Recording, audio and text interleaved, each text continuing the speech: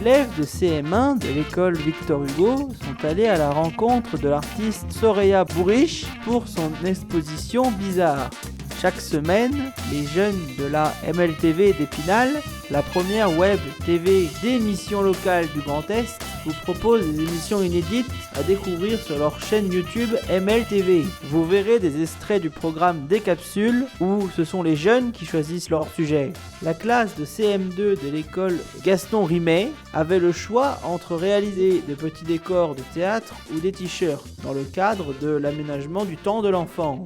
Les élèves du lycée Claude Gelée se sont inspirés du célèbre spectacle Starmania pour en rejouer des scènes. La mort dans l'âme est un dessin animé réalisé par les patients de l'unité de jour Passerelle au centre hospitalier Ravenel à Mirecourt. Vous verrez une archive de la chaîne Image Plus, ancêtre de Vosges TV, sur les activités proposées aux enfants pendant les vacances en 1993. Nous nous quitterons avec un court-métrage réalisé par les étudiants en mise à niveau cinéma audiovisuel de Nancy. Bonne émission!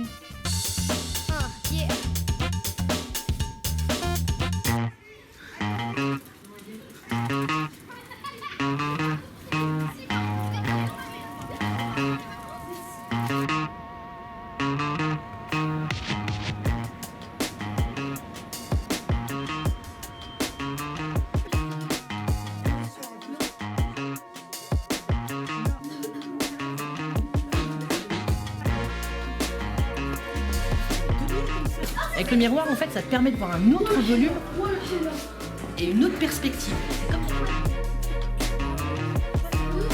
Bonjour, c'est quand que vous savez commencer? Oh, ça fait longtemps que je fais ça, mais je crois que c'est la première fois que je fais une vraie exposition avec plein de petites œuvres comme ça. Sinon, depuis petite quand même déjà. Pourquoi vous travaillez avec ces matériaux? Alors ça va te paraître un peu étrange, mais je travaille aussi dans le bâtiment. Je fais de la rénovation et en fait je récupère tous les petits morceaux de bois que je trouve autour de moi et après j'en fais des petites sculptures ou des grosses, ça dépend.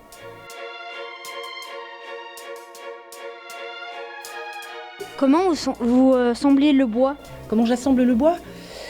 Bah écoute, c'est un peu comme un Lego ou un puzzle, une espèce de forme géométrique nouvelle que tu as envie de découvrir et puis quand je l'assemble, j'essaye de trouver une forme qui me plaît et qui me paraît jolie et quelque chose de nouveau. Voilà.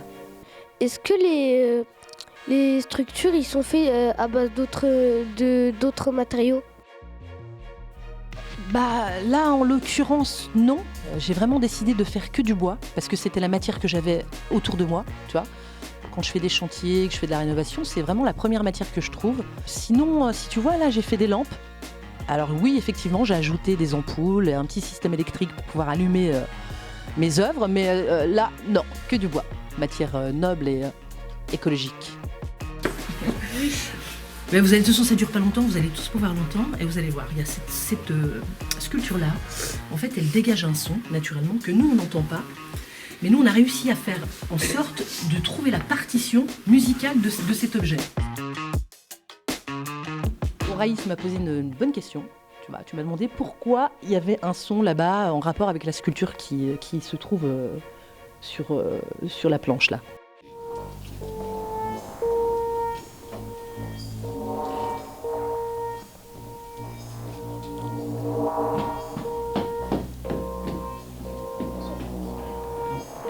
Chaque élément, un caillou, une plante, génère un son, une vibration, une musique en fait à elle propre. Alors ce que j'ai fait, c'est que j'ai essayé en fait de décrypter la partition sonore de cette sculpture, mais que la face, parce qu'en 3D, si j'avais pris toutes les faces, ça aurait été beaucoup plus complexe. Donc là, elle la scanne par tranche, donc aigu, médium et grave, et j'ai réussi en fait à trouver en fait la musique qu'elle générait. Voilà, c'est un peu compliqué, non? Ou ça va? Ça va, c'est cool. Allez, merci, vous êtes sympa. J'ai une question. Est-ce que si par exemple là-haut, le bois, si on tourne une écorce de bois, ça fera changer le son de la mélodie? C'est une bonne question. Ça peut faire changer le son de la mélodie. Parce que quand je te l'avais dit tout à l'heure, en fait, c'est comme une photo, c'est en 2D, donc on voit qu'une seule face. Mais par contre, si j'incline, par exemple, la petite écorce de bois, Donc il y a moins de volume, en fait, ce sera moins long, donc la note elle sera plus courte. Tu vois ? Merci, c'est une bonne question. Tiens. Ça prend combien de temps une sculpture ? En fait, ça prend le temps que toi tu décides. Si tu trouves qu'elle est bien, tu t'arrêtes. Si tu trouves qu'elle manque de quelque chose, tu la laisses un petit peu de côté, et puis ça peut prendre des jours, des semaines, ça dépend. Mais après, si c'est trop long, c'est que c'est pas la bonne voie. Il faut arrêter, tu casses tout et tu recommences. Sinon, tu perds ton temps.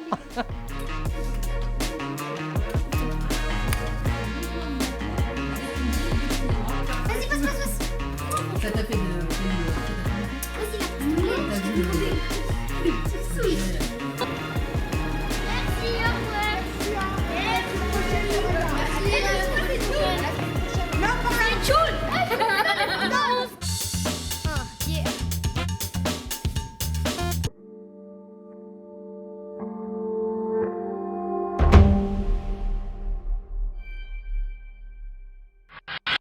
Bonjour, ici Lodi, votre voix off préférée. Vous commencez à connaître la chanson et en parlant de ça aujourd'hui avec moi, c'est musique. Avant de commencer, je tiens à préciser que les artistes et leurs sons seront mis dans le désordre et plus total. Mais qui sait, peut-être qu'ils pourront vous aider à mettre de l'ordre dans votre tête. Place à la décapsule. Winter Zuko est l'un des artistes que j'écoute le plus en ce moment, mélangeant des textes sensibles faisant référence à son passé accompagné d'un style club, tout ça sous forme de kickage maîtrisé dans un univers qualifié de deep. Voici des sons que je kiffe et que je vous conseille vivement. Gearless fait partie de mon top 3, je l'ai écouté en boucle et sincèrement si vous voulez découvrir son univers, c'est celui-là que je vous conseille. Rollo, un peu plus ancien mais toujours aussi efficace, et Je suis musique. Oui, vous avez bien compris, il fait bien référence au film de Fatal Bazooka et le son est incroyable. Drosan, le phénomène qui m'a matrixé, le zinzin des zinzins, du sérieux avec de l'humour, voilà comment je le vois. Pour la description de sa musique, je vous laisse tout simplement le soin de l'écouter. Soit vous atterrissez et vous kiffez, soit vous détournez et vous passez. Comme son que je pourrais vous conseiller, il y a Avatar, MLG et Zin dans son album sorti en 2023, Dros Santos. Petit bonus pour vous, le plus froid des mondes, en feat avec NYU dans l'album Dros Santoscope. Tous les liens sont dans la description, n'oubliez pas de partager pour plus d'initiés. C'était Lodi, bonne écoute à vous.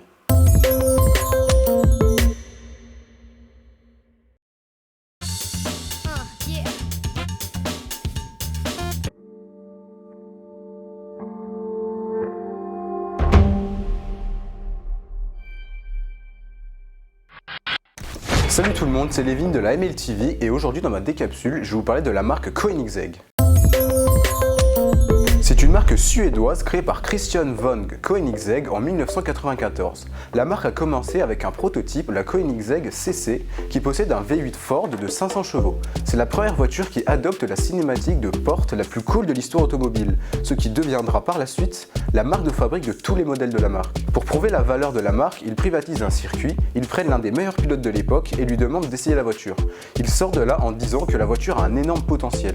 Juste avant le festival de Cannes où la voiture devait être présentée, l'usine prit feu, mais les quelques employés sur place sauva les machines et les voitures. Mais ça a permis à Christian von Koenigsegg d'acheter l'endroit le plus cool de Suède, l'ancienne base des pilotes de chasse suédois, et cette base militaire est chargée d'histoire, ce qui manquait à Koenigsegg pour être une vraie marque. Et c'est grâce à cette histoire que sur tous les modèles de la marque, il y a un petit fantôme apposé.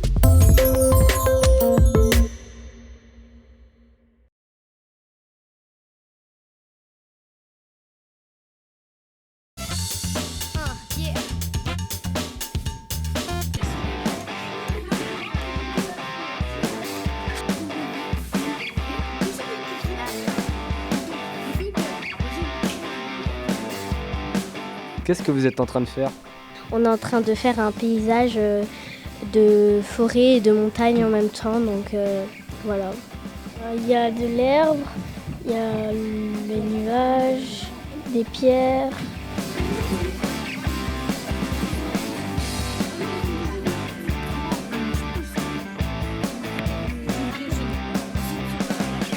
Qu'est-ce que vous êtes en train de faire ?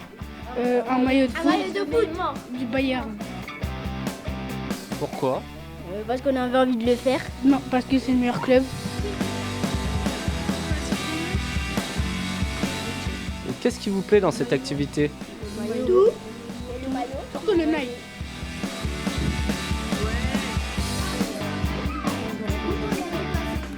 Et pourquoi vous avez choisi de faire des t-shirts au lieu d'une maquette ? Moi j'ai déjà fait une maquette, elle est là. Mais après, Parce que les t-shirts, c'est plus important, je trouve. Bah, j'ai fait une maquette, mais les t-shirts, je trouve ça plus créatif.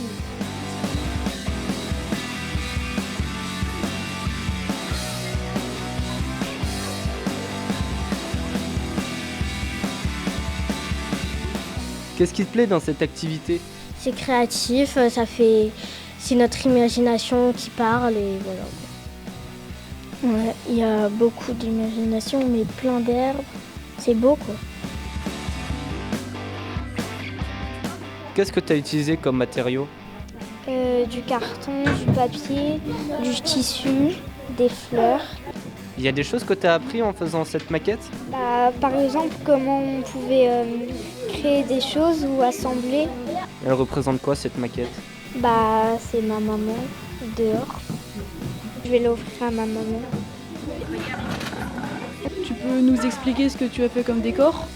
Bah, en fait, on a fait une maison, un salon, parce que bah, du coup, de base, on voulait faire une chambre, sauf que bah, le lit, il s'est détruit, du coup, bah, on a dû faire un salon. Ok. Le théâtre, ça vous intéresse pas? Non, non, non.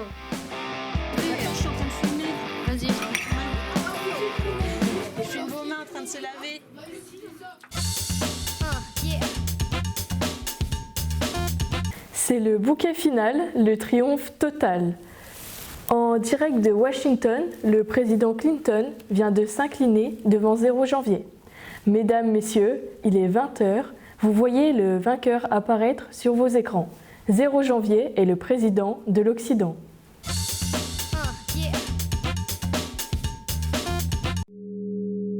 La mort dans l'âme. En se baladant dans la forêt, depuis le rocher sur lequel il est assis, un homme aperçoit un très grand champignon. Intrigué, l'homme s'approche du champignon rouge et blanc. Il a l'air bon ce champignon. Et se met à manger un morceau. Puis un autre, et finit par manger l'intégralité du champignon. Malheureux homme, il rétrécit, dupé par ce champignon magique, meurt. Son corps est ensuite rapatrié par une fusée.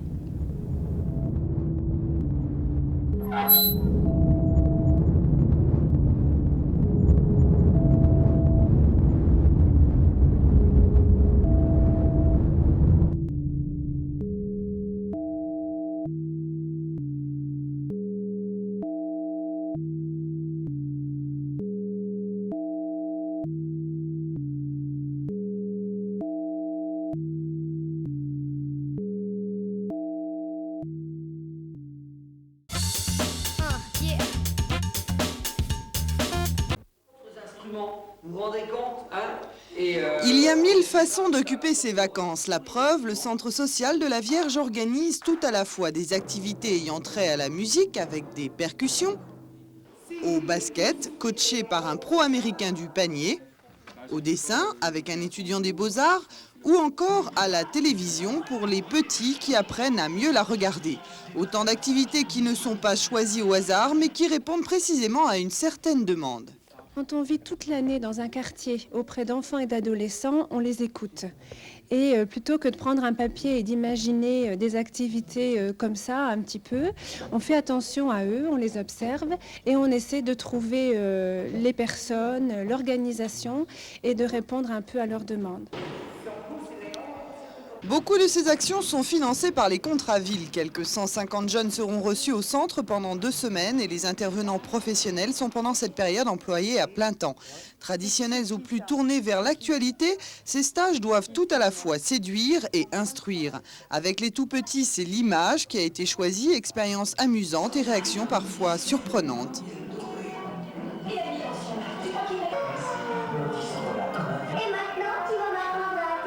Qu'est-ce que tu aimes dans les émissions de télévision? Tout. Bonjour madame et messieurs. On va voir un film de Zach et Krista. Les enfants sont âgés de 2 à 6 ans. Et c'est vrai que certains voient la télévision comme un monde magique, que tous les personnages qui passent à la télévision sont des personnages un peu extraordinaires. Donc on a fait un film sur l'Alte Garderie, on va le passer parce qu'il y a des enfants qui ont participé au film. Donc il faut passer à la télévision et c'est vrai que ça va un peu amoindrir cette image-là. Et s'il est vrai que la télévision est un peu un monde magique et que les enfants apprennent à zapper dès leur plus jeune âge, il reste que passer devant la caméra, même si l'on en a très envie, peut être une expérience effrayante. Tu veux pas nous le dire dans le micro? Pourquoi? Pourquoi? T'es pas à l'aise? Parle dans le micro. Pourquoi? Pourquoi? Tu veux pas? Bon ben, je crois que David, il a bien. Alors David.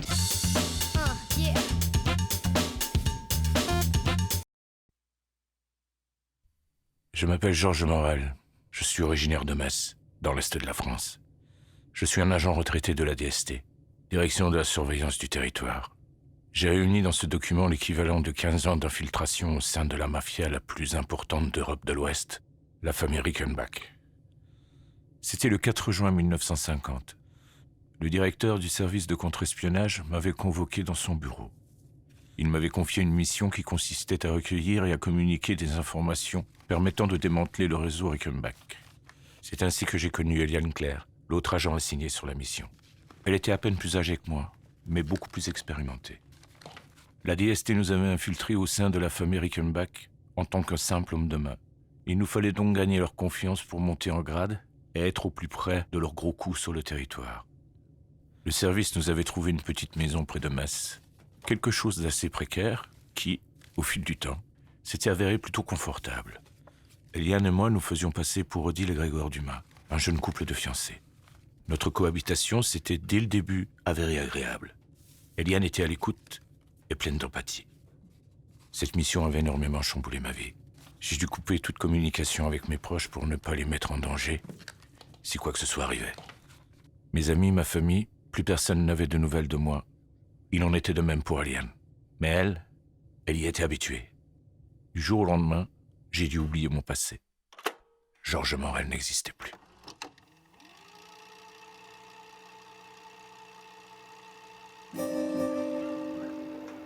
Les Rickenbach ressemblaient à n'importe quelle famille, du moins en apparence.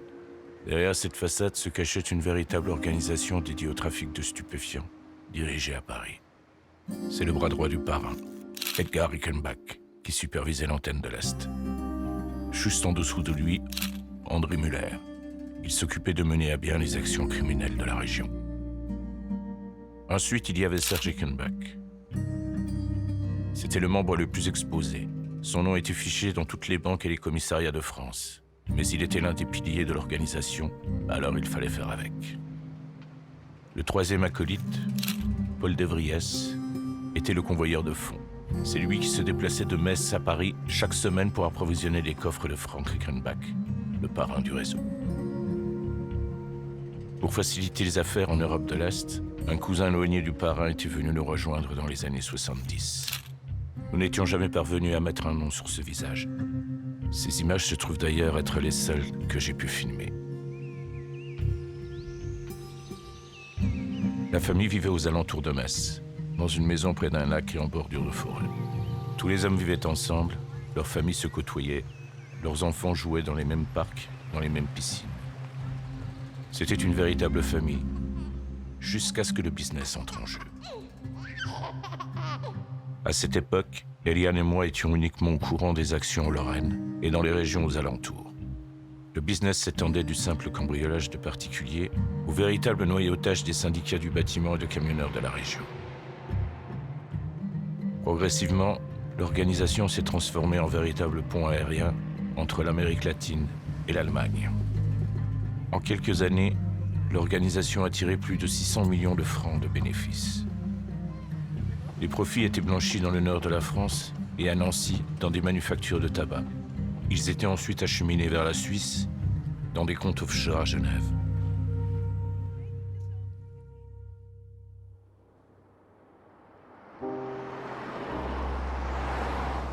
Deux ans déjà que nous étions infiltrés et la famille Rickenbach nous accordait de plus en plus leur confiance.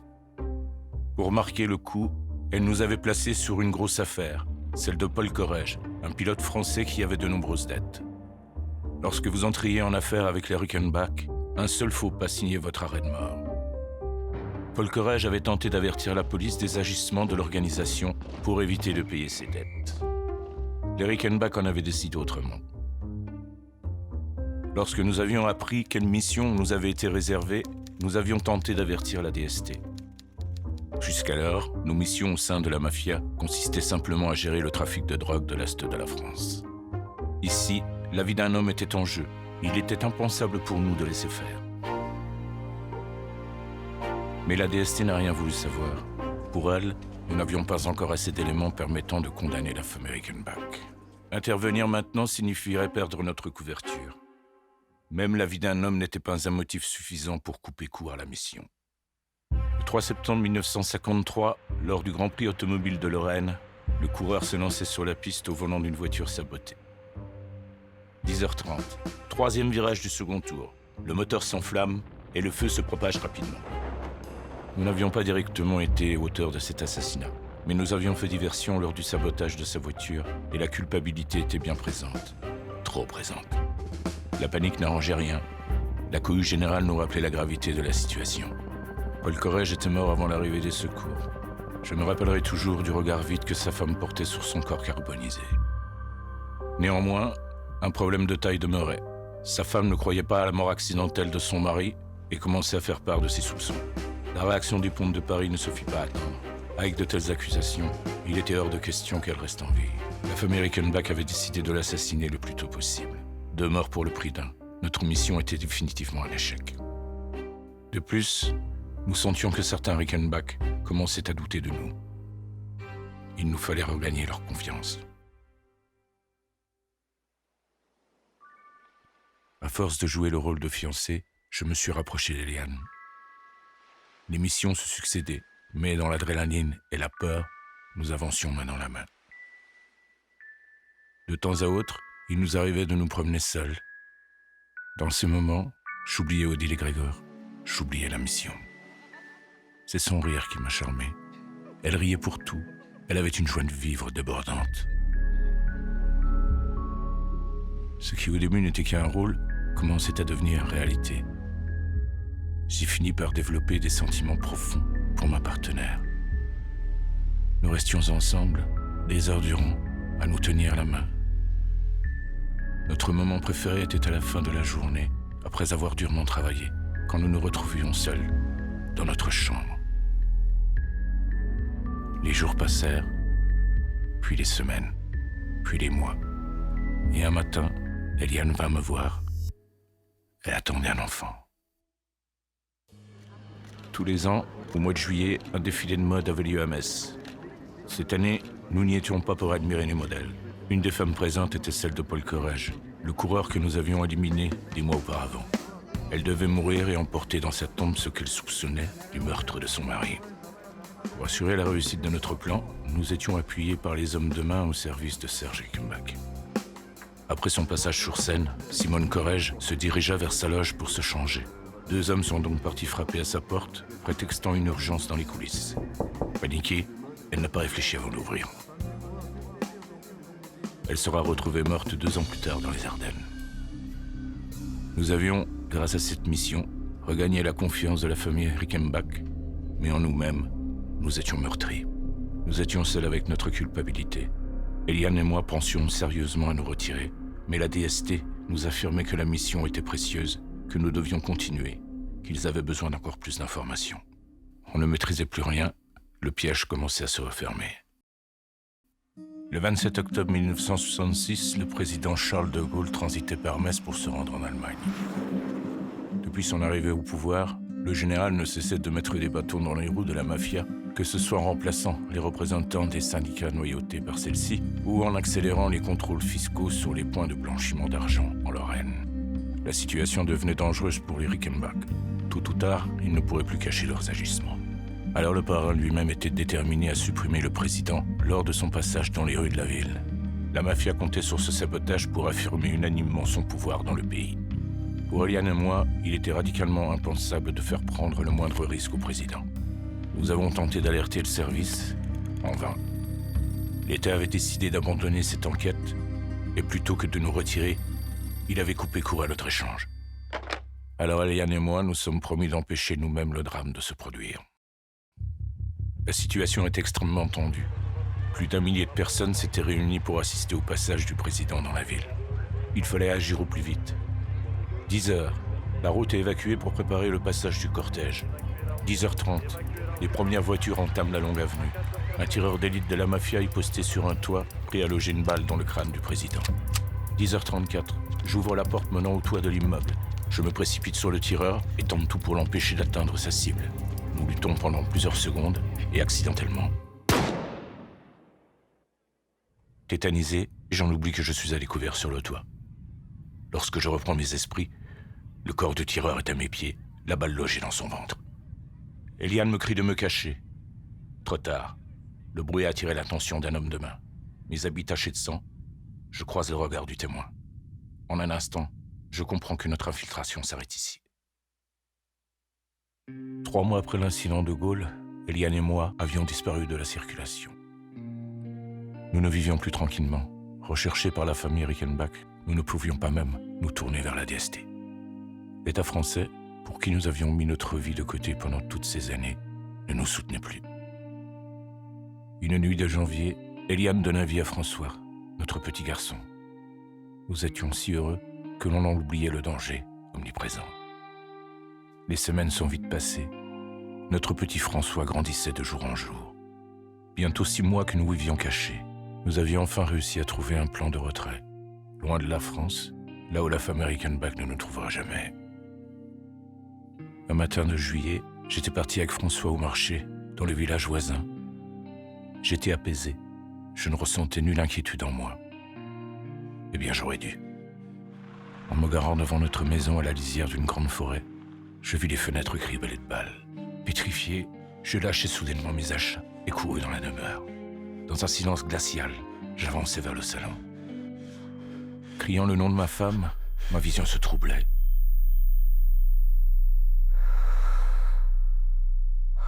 J'arrivais trop tard.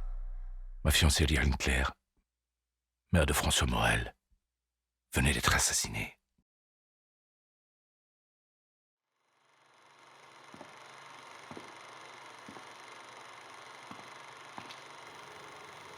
Je suis parti en emmenant mon fils qui ne connaîtra jamais sa mère. Ma femme a été assassinée, mais son meurtre fut étouffé comme chaque affaire touchant la famille Rickenbach depuis son existence. Elle est morte pour la France. Une France dirigée par un gouvernement qui n'a même pas daigné écouter mes plaintes et qui a préféré laisser tomber l'affaire. Monsieur le juge, vous trouverez dans ce dossier suffisamment de preuves pour arrêter la famille Rickenbach et emprisonner ces criminels. Mais je souhaite aussi ouvrir à nouveau le dossier du meurtre de ma femme pour lui offrir, même dans sa mort, toute la reconnaissance que la France lui doit. J'espère que le travail de toute une vie ne sera pas vain. Je compte sur vous.